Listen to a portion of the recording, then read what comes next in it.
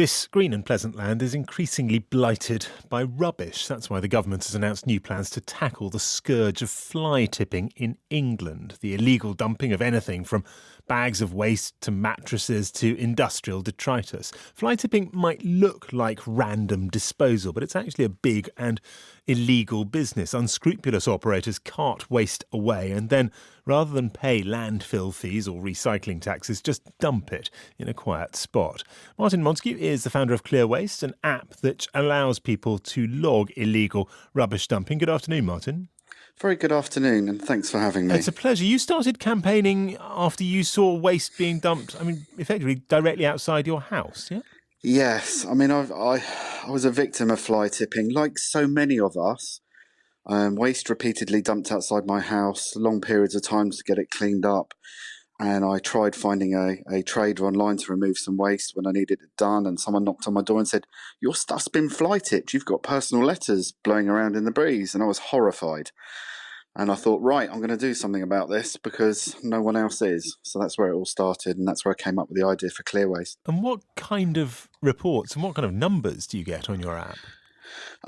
We take reports all over the UK. So if anyone spots any fly tipping, they can quickly and simply report it without needing to know which local authority it goes to.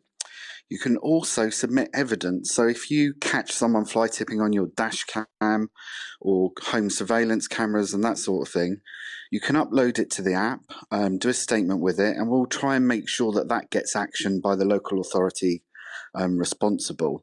In terms of numbers, it's huge amounts. Some months we get tens of thousands of reports, other months it's a bit less. It just really does depend. It's a problem that is completely solvable. If I sat down with government for half an hour in a garden with some cheese and biscuits or a bottle of wine, I'm sure we could fix it. But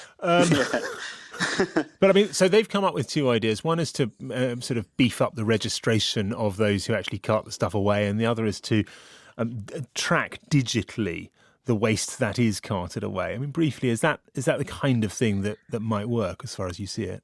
That's part of the problem. I'd like to congratulate government for actually undertaking a consultation process, and I think that's a real positive step here. But the problem is, and this is one of the big issues, 86% supposedly of all the estimated non-professional people working in the waste industry aren't registered on the system to start with.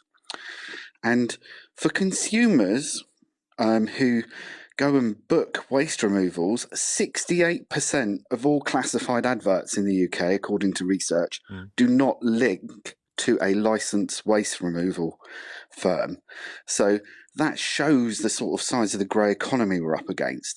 A simple thing to do would be something like, let's put people's registrations on their vans and trucks so people can see that they're legal and registered, the same as we do with taxis. We could also use ANPR to pick illegal waste movements up at that point. So I think what they're doing with the system's a good start, but we need to take other measures. And another example of that is, again, with the digital waste tracking. That's really, really good, and I implore them for doing that. But if 68% of people are operating in the waste industry, it's going to be no good. Martin, thank you.